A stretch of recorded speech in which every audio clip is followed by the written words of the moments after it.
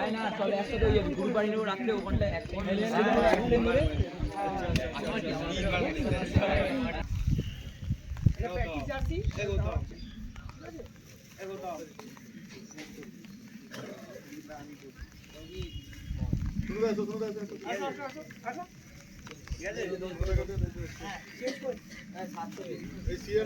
Number দেওয়া আছে তাহলে সিএমএস যে নাম্বারটা পড়বে সেই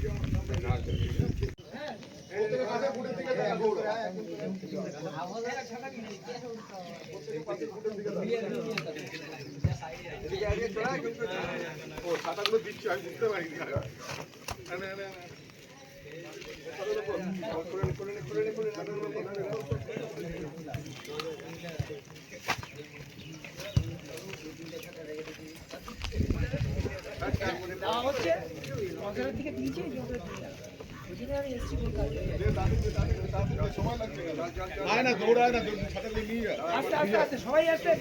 ওখানে দাঁড়া তোরা দাঁড়া ওখানে জ্বালাই এইগুলো করতে এত সময় লাগে না দাঁড়িয়ে ফুটবল দাঁড়িয়ে থাকিস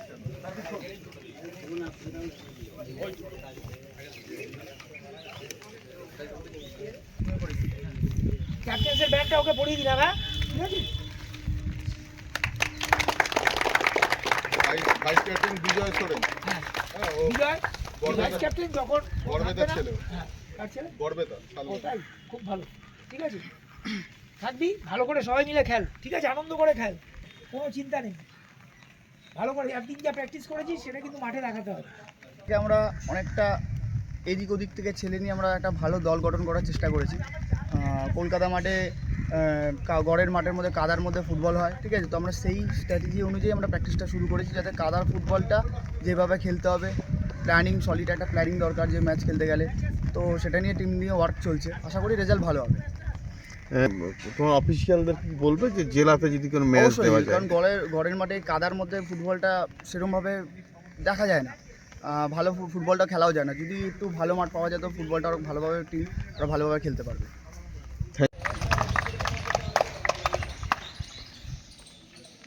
কল্লোলবাবু, যে আপনি দীর্ঘদিন আপনি ইস্টবেঙ্গলের সাথে যুক্ত ছিলেন, সেই জায়গা থেকে আপনার নিজের টিম 4th ডিভিশন ছোট দলের ক্লাব করছেন, আজকে ব্যারাকপুরে ছুটে এসছেন। এই যে একটা ইস্টবেঙ্গল থেকে 4th ডিভিশনে ক্লাব করার এইটার অভিজ্ঞতা কেমন? প্রথম নম্বর কথা হলো ফুটবল ভালোবাসি, সেটা যেখানেই হোক না কেন। আমি কিছুদিন শারীরিক সমস্যার জন্য একটু মাঠের বাইরেই ছিলাম। যাই হোক প্রথম থেকে আবার শুরু করছি। আগেও আমাদের এই টিমটা 2nd ডিভিশনে ছিল, আস্তে আস্তে করে নেমে যায়। ইস্টবেঙ্গল ক্লাবও আমি লাস্ট 10 বছর করি না বললেই হয়, মেম্বার আছি অবশ্যই, সব খবরাখবরই রাখি। কিন্তু ফুটবলের সঙ্গে কাজ করাটাই বড় কথা। যার জন্য আমি আইএফের সঙ্গেও যুক্ত আছি এবং সিএবিতেও আছি, মানে স্পোর্টসে আমি যুক্তই আছি, স্পোর্টস দিয়ে কখনো বিচ্যুত হইনি। আর আমার ওয়েস্ট বেঙ্গল ইউনিটের আমাদের বাড়ির টিম, অটোমেটিক্যালি আমার ভাইরা এগুলো আগে দেখতো। তো ও কিছু অসুস্থতার জন্য এই মুহূর্তে পারছে না, যার জন্য এই টিমটা তো আর মানে ফেলে দেওয়া যায় না বা অন্য কিছু নেই। আর ফুটবল ভালোবাসি, অটোমেটিক্যালি ছোটোদের হোক বড়োদের হোক, এটা ফুটবলের জন্য কিছু করা যাবে এইটা ভেবেই আমি আবার এই নতুন করে এই টিমটাকে একটু বিল্ড করছি, যাতে এটাকে আবার ওপরের দিকে তুলে নেওয়া যায়। গত 10 বছর ধরে তো আপনি এই ক্লাবটা নিয়েছেন, কিন্তু এই হঠাৎ এই বছর দেখছি কোমর বেঁধে নেমেছেন, কোচ নিয়েছেন, প্রফেশনাল স্পন্সর পেয়েছেন ছোটোখাটো। হ্যাঁ আমি সবটাই পেয়েছি। সেটা হলো এর আগে আমার ভাই ওরা সবাই দেখতো, ওই জেনারেল সেক্রেটারি, আমি প্রেসিডেন্ট। যাই হোক ও শারীরিক কারণেই একটু বিচ্যুত হয়ে গেছে, গিয়ে ফুটবল আর মাঠে আসতে পারে না ঠিকঠাক মতো। তাই আমাকেই দায়িত্ব নিতে হলো পরিবারের পক্ষ থেকে, আমাদের পাড়ার পক্ষ থেকে। পাড়ারও কিছু ছেলেপুলে ওরা আছে, ওরাও কলকাতা মাঠটা দেখে। আমি আজকে সময় পেলাম আসলাম। আর ফুটবল খেলা দেখতে তো ভালোই লাগে, বাচ্চাদের তো বটেই। আর বাচ্চাদের যদি ফুটবল খেলা না হয়, আজকে এই আইএফএতে 5 জন 7 জন যা হচ্ছে, এক সময় 11 জনের 11 জনই বাঙালি ছিল। চেষ্টা করছি আবার যাতে এই সাপ্লাই লাইনটা ভালো করে চালু করা যায়, চেষ্টা থাকলো। আর আমি যেটাই কাজ করি, আমি যখন ইস্টবেঙ্গল ক্লাবও করেছি, অনেস্টলি করেছি, 10-12 ঘন্টা করে সময় দিয়েছি। ফুটবলের প্রতি আমার যে ভালোবাসা আছে সেটা আমি আবার এখানে একটু দেখতে চাইছি যে এরা যদি আবার এদের একটু জল ঢালা যায়, এই চারা গাছগুলো যদি একটু বড় হয়, দেখা যাক কী হয়। কালকে তো ম্যাচ, বুঝতে পেরেছিস তো? প্লেয়ার কিন্তু সব ধরে খেলিস। মাঠের অবস্থা ভালো না কলকাতায়, এখানে তো যেটুকু আছে কলকাতায় আরও খারাপ।